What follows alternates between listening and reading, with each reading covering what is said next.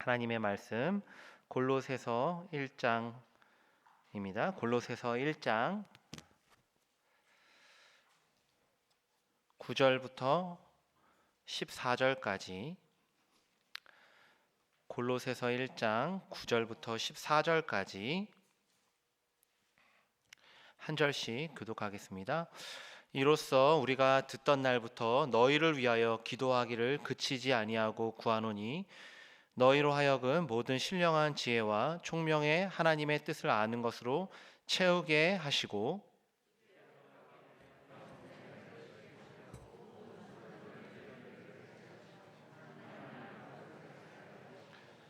그의 영광의 힘을 따라 모든 능력으로 능하게 하시며 기쁨으로 모든 견딤과 오래 참음에 이르게 하시고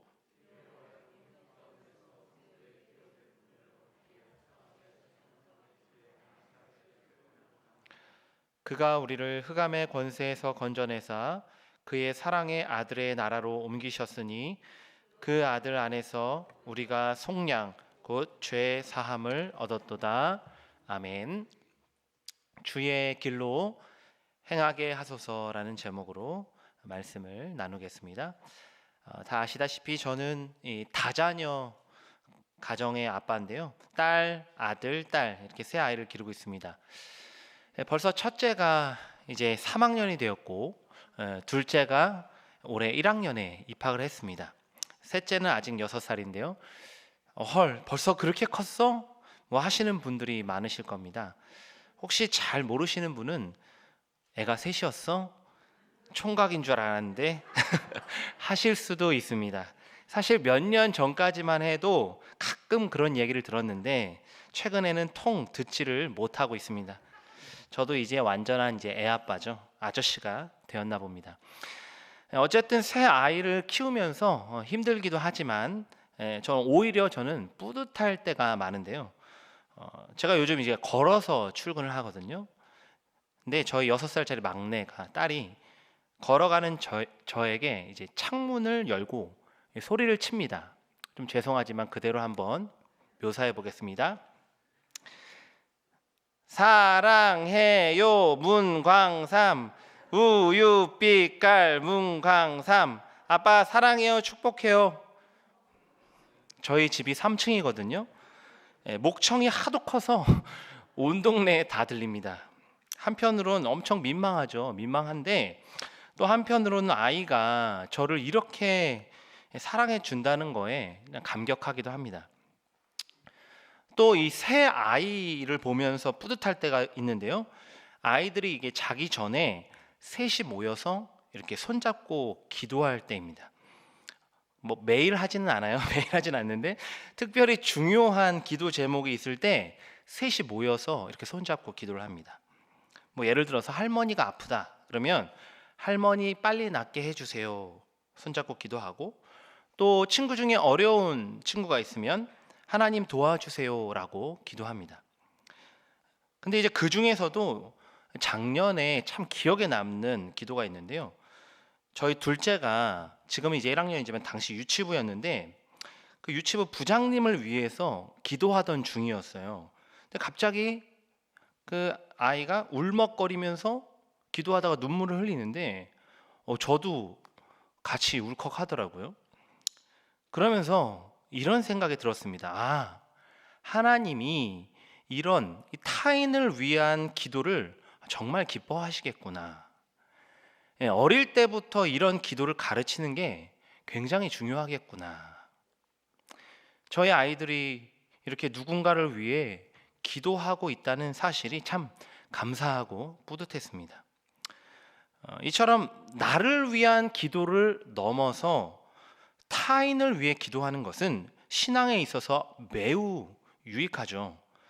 이러한 기도는 신앙 성장과 매우 밀접한 연관이 있기 때문입니다. 또 영혼들을 향한 하나님의 사랑을 알게 하고요. 더 나아가서는 주님의 사랑을 실천하는 기초가 됩니다. 중요한 것은 오늘 본문에서 바울도 골로새 성도들을 위해서 이런 기도를 하고 있다는 점이죠. 오늘 보면 바로 앞에죠.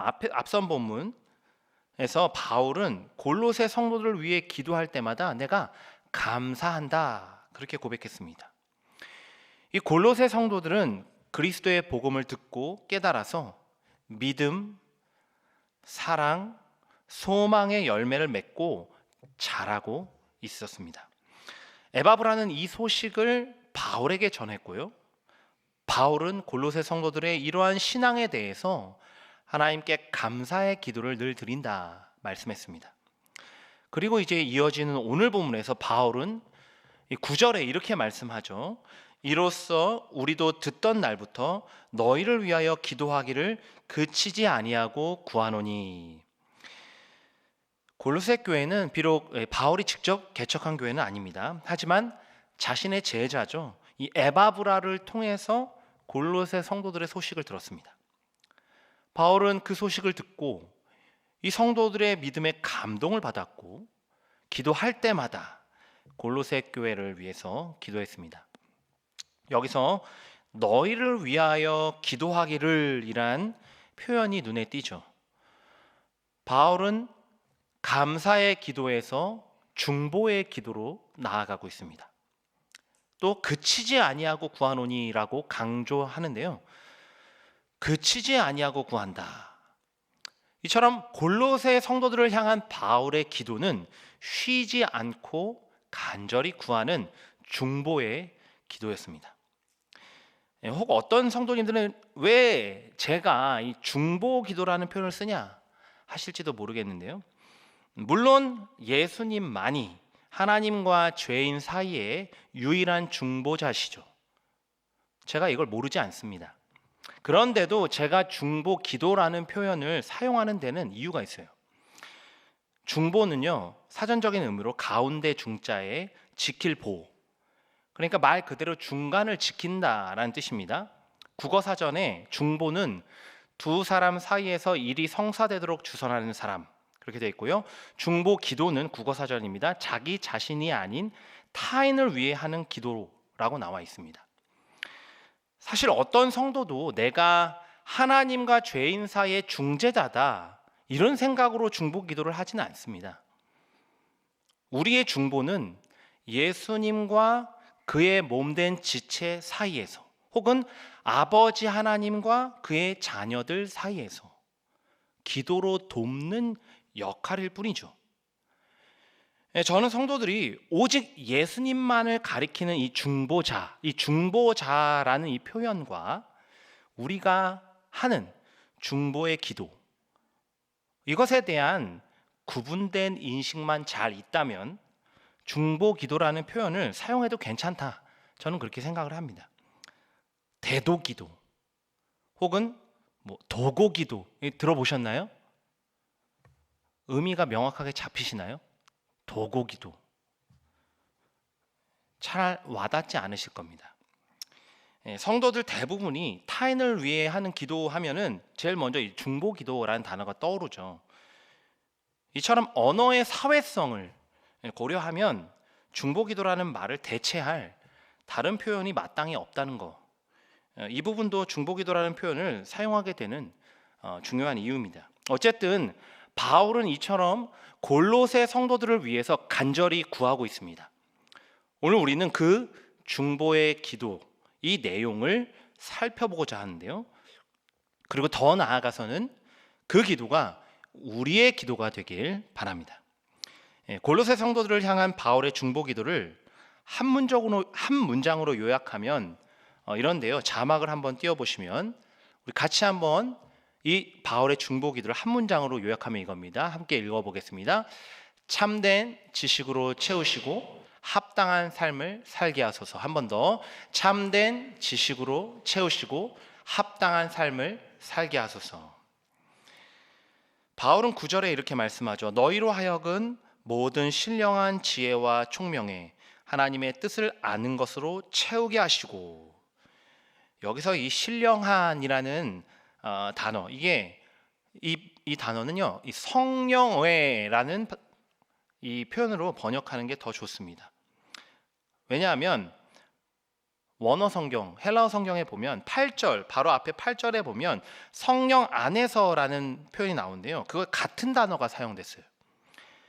바울은 모든 지혜와 총명은 오직 성령으로부터 주어진다 말씀하고 있습니다. 또 한글 성경에 아는 것이라고 번역된 단어는요, 헬라어로는 이 지식이라는 뜻입니다. 지식, 명사예요. 성령께서는 성도들에게 지혜를 주셔서 하나님의 뜻을 깨닫게 하시고 또 그 뜻에 대한 지식으로 가득 채워주십니다. 9절에 하나님의 뜻을 아는 지식은 10절에 보면 하나님을 아는 지식으로 자라갑니다. 근데 여기서 이제 하나님의 뜻, 이 하나님의 뜻이 무엇이니까 중요한데요. 이 바울의 문맥이죠. 지금 9절의 문맥에서 이 하나님의, 여기서 말하는 하나님의 뜻은 성도 개개인의 일에 대한 하나님의 뜻을 말하는 게 아닙니다. 여기서의 하나님의 뜻은 예수 그리스도를 보내셔서 죄인을 구원하시고자 한 하나님의 뜻, 그러니까 복음을 가리켜요. 그리스도의 복음, 곧 진리의 말씀을 듣고 깨닫는 은혜, 그것이 하나님의 뜻을 아는 지식이다, 이 말을 지금 바울은 하고 있는 겁니다. 그러니까 성령께서 골로새 성도들에게 지혜를 주셔서 이 복음에 대한 지식으로 충만히 채워주시길 바울은 간구하고 있는 거죠. 더 나아가서 바울은 10절에 이렇게 말씀하는데요. 주께 합당하게 행하여 범사에 기쁘시게 하고. 참된 복음에 대한 지식으로 충만한 사람은 반드시 합당한 삶을 살아가게 됩니다. 여기서 이 행하다라고 번역된 단어가 원래는 이제 걷다 이런 뜻이에요. 걷다. 그러니까 바울은 골로새 성도들이 주께 합당한 길을 걷게 해달라 간구하고 있습니다. 그들이 복음에 합당한 길로 행할 때 주님은 골로새 성도들의 삶을 기뻐하시죠. 이처럼 바울은 골로새 성도들이 복음을 깨닫는 지식으로 충만해서 주께 합당한 행함의 열매를 맺길 기도하고 있습니다.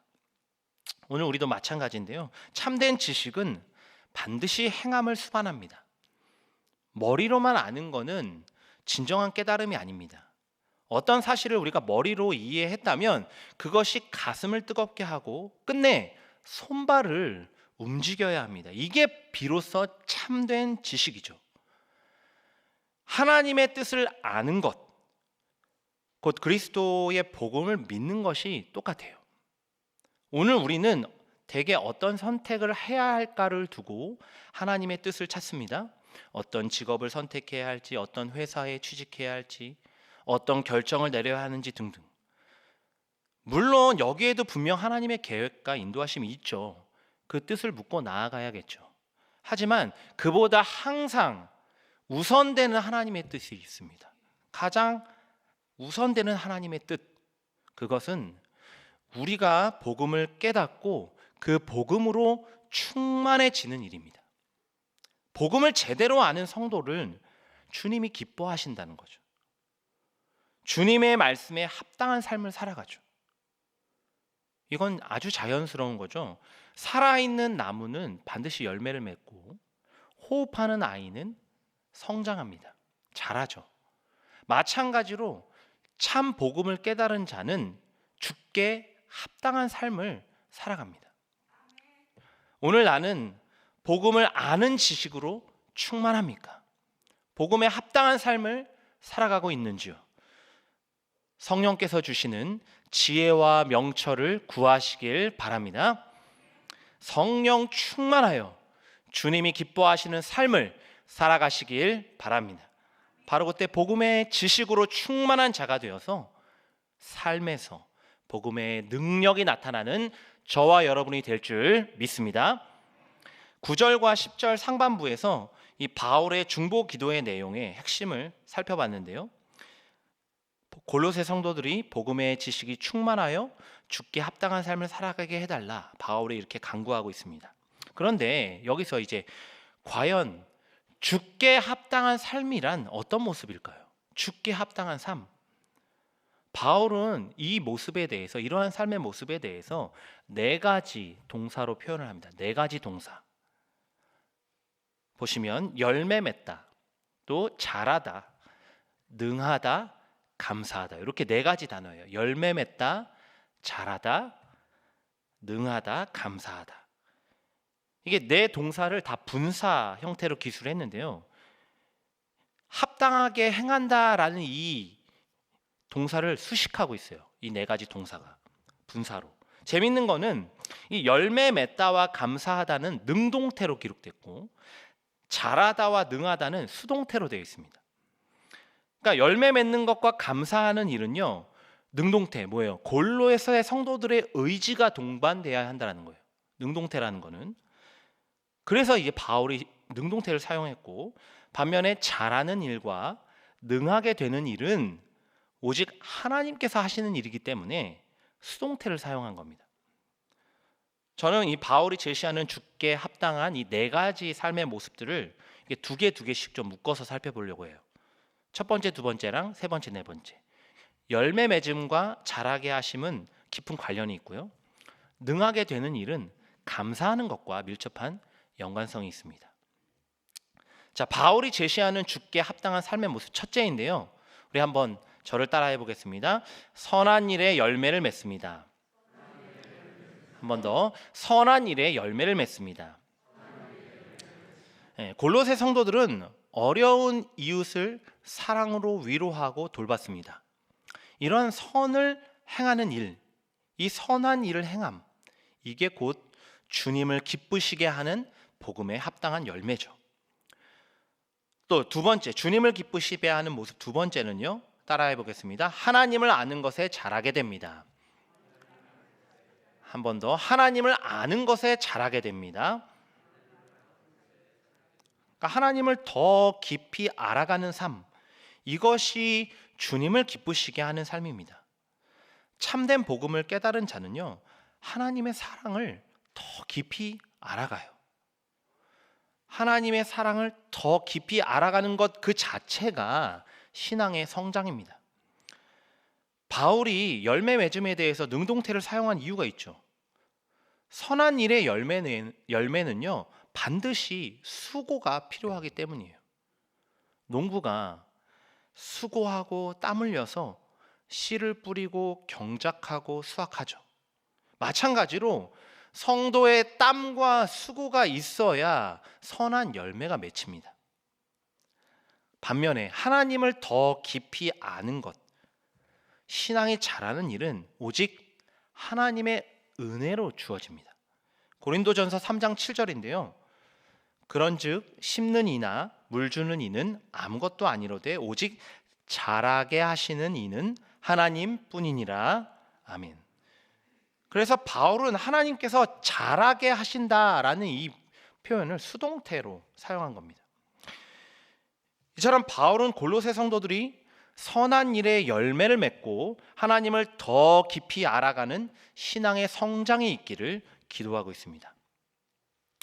오늘 우리도 말씀에 비추어서 나의 삶을 좀 점검해 봐야 하는데요. 나는 복음에 합당한 삶을 살아가고 있습니까? 선한 일에 열매를 맺고 주님을 더 깊이 알아가는 이 자라감이 있는지요? 바울은 갈라디아서 5장에서 육체의 일과 성령의 열매를 대조하는데요. 육체의 일은 이런 것들이에요. 음행, 우상숭배, 분쟁, 시기, 분냄, 분열, 투기, 술취함, 방탕함. 이 같은 육체의 소욕이 내 삶에 여전히 남아있지는 않은지요. 이 시간 회개함으로 육체의 일들을 철저히 십자가에 못 박으시길 바랍니다. 반면에 사랑, 희락, 화평, 오래 참음, 자비, 양선, 충성, 온유, 절제. 다 외우시죠? 이 9가지. 성령의 열매. 이 9가지 성령의 열매가 풍성히 맺히시길 축원합니다. 특별히 골로새 성도들이 보여줬던 이 사랑의 열매가, 이거는 보통 대인관계 가운데 맺히는 열매인데요.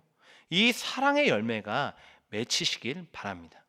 나의 가장 가까운 가족과 친구로부터, 또 직장 동료나 동네 이웃 등등, 이 관계 맺는 모든 사람에게 사랑으로 대하는 저와 여러분이 되길 간절히 소원합니다. 그러기 위해서 우리는 하나님을 더 깊이 알아가길 갈망해야 해요. 복음의 은혜가 얼마나 크고 하나님의 사랑이 얼마나 깊은지를 더 풍성하게 알아가야 합니다. 이것이 자라감이죠. 곧 믿음의 성장이요 성숙입니다. 우리의 신앙 성장은요, 많은 봉사를 한다고 해서 주어지는 게 아닙니다. 하나님과 얼마나 친밀한 관계 가운데 있는지, 그 주님을 얼마나 신뢰하고 의지하고 있는지, 이것이 성숙의 척도입니다. 사랑하는 정륜교회 성도 여러분, 주님과 더 친밀해지시길 바랍니다. 주님께 모든 것을 아뢰고 맡기고 주님이 함께 하시고 인도하심을 굳게 신뢰하시길 바랍니다. 바로 그때 우리의 신앙이 자라서 선한 열매, 선한 일의 열매를 맺게 될 줄 믿습니다. 이번 한 주도 주님과 동행함으로 믿음이 자라가고 성령의 9가지 열매를 풍성히 맺어서 주께 합당한 삶이죠. 주님을 기쁘시게 하는 삶이죠. 이러한 삶을 사는 저와 여러분이 되길 간절히 소망합니다. 바울이 제시한 복음에 합당한 삶의 모습 세 번째, 한번 따라 하시겠습니다. 하나님의 힘으로 강하게 됩니다. 한 번 더 하겠습니다. 하나님의 힘으로 강하게 됩니다. 바울은 성도가 강하게 되는 것은 오직 하나님의 힘으로부터 나옴을 강조하고 있습니다. 한글 성경은 능하다라고 번역했지만 원어 성경은 보면요, 강하다라는 뜻이에요. 강하다. 수동태니까 강해지다 이런 뜻이에요. 그러니까 하나님께서 힘 주실 때 성도는 강해지죠. 그 강함이 어떻게 드러납니까? 곧 모든 견딤과 오래 참음입니다. 모든 견딤과 오래 참음. 여기에 강해진다라는 거예요. 견딤으로 번역된 단어는요, 인내라는 뜻입니다. 인내. 그래서 바울은 이 단어를 로마서 5장 3절 4절에서 사용하고 있는데요, 우리 한번 자막을 통해서 함께 읽어보겠습니다. 다만 이뿐 아니라 우리가 환난 중에도 즐거워하나니 이는 환난은 인내를, 인내는 연단을, 연단은 소망을 이루는 줄 알미로다. 여기서 인내라고 번역된 단어가 오늘 견딤 같은 단어입니다. 즉 하나님은 성도를 강하게 하십니다. 특히 그리스도의 복음으로 인하여 박해를 받을 때 인내하는 힘을 주시죠. 또 오래 참음은 아까 성령의 9가지 열매 중에 하나잖아요. 같은 단어가 쓰였어요. 성령의 열매는 대부분 대인관계에서 맺히는 열매죠. 그러니 오래 참음이란 어떤 사람을 오래도록 참아주는 일이에요. 바울은 사람으로부터 받는 시험과 어려움들을 참아내는 그 능력 또한 하나님께로부터 온다.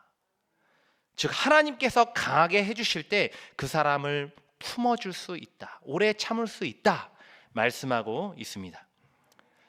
마지막으로 주님이 기뻐하시는 삶, 복음에 합당한 삶 네 번째인데요, 한번 따라해 보겠습니다.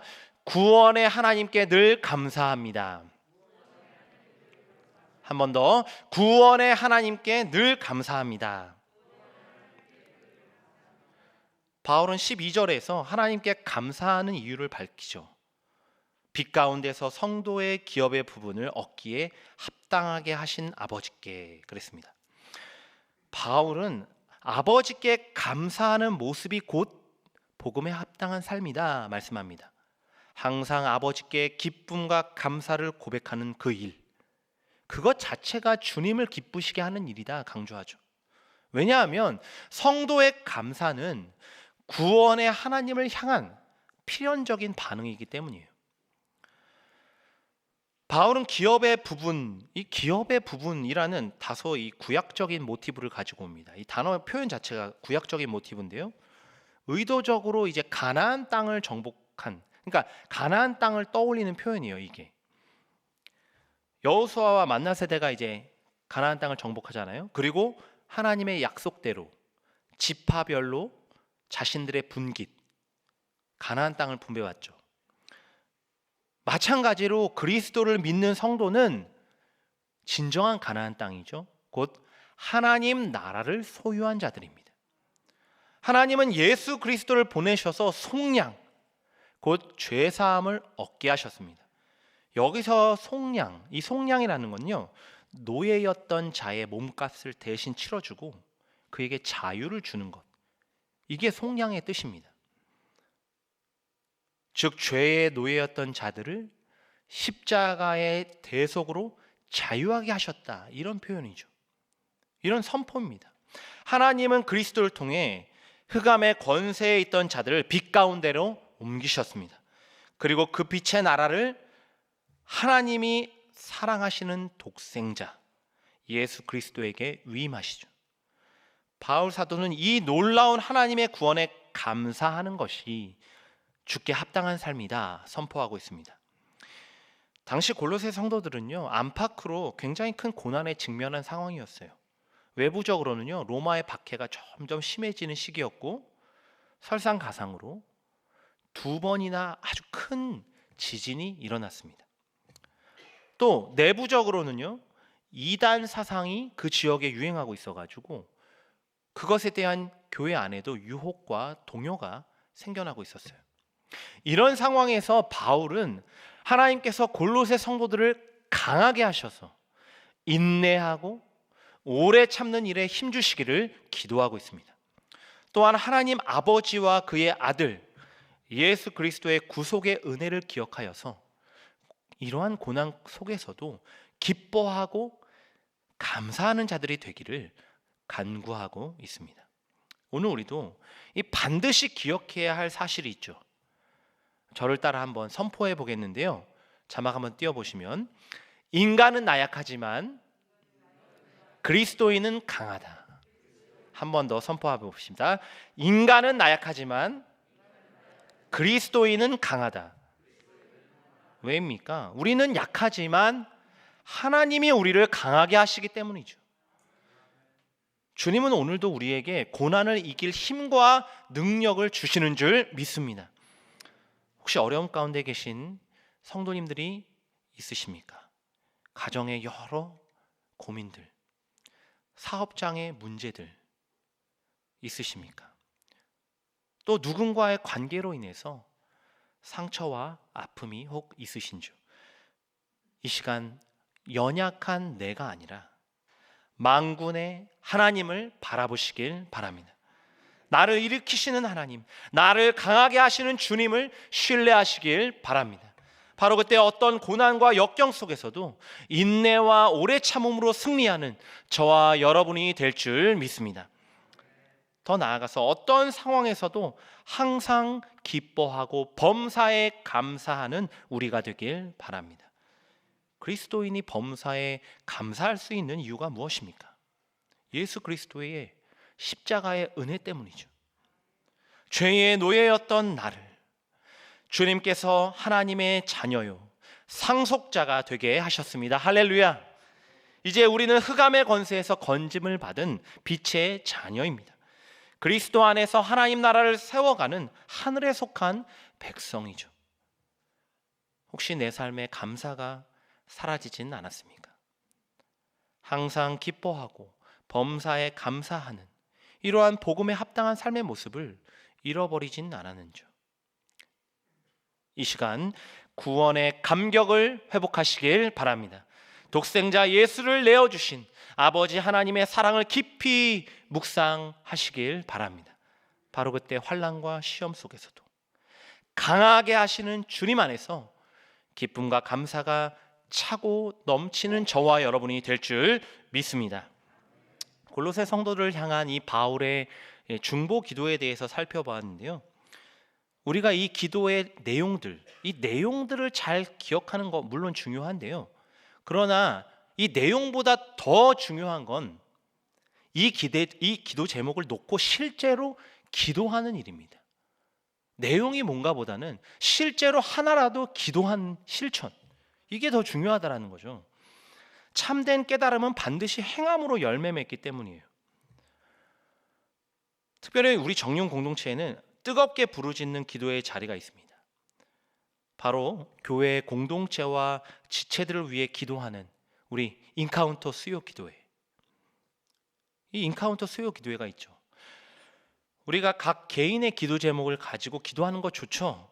꼭 필요한 일이고 중요합니다. 하지만 그에 못지않게, 아니 어쩌면 더 중요한 일이 다른 누군가를 위해서 교회와 열방을 품고 기도하는 일이죠.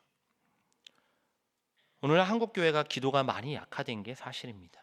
예전에 비해 기도하는 시간 자체도 좀 줄어들고 기도의 자리에 나오는 성도들도 점점 줄어듭니다. 내 기도도 잘하지 못하는데 누군가를 품고 기도할 여유가 너무 없죠. 어디서든 기도할 수 있다, 이런 허울 좋은 명제만 있을 뿐 바쁘다는 핑계로, 정신없다는 핑계로 언제부턴가 기도의 동력을 상실해 가고 있습니다. 이런 냉랭한 한국교회 현실 속에서도 우리 정윤교회는 기도가 뜨거운 공동체 되길 바랍니다. 수요일이 뜨거운 교회가 되길 소원합니다.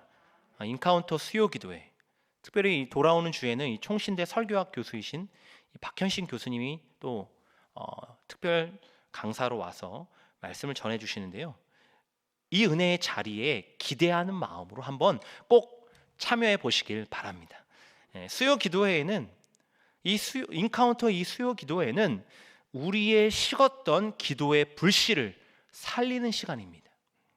내 기도에만 머물지 않고요, 공동체와 열방을 품고 간구하는 우리의 기도의 지경을 넓히는 자리입니다.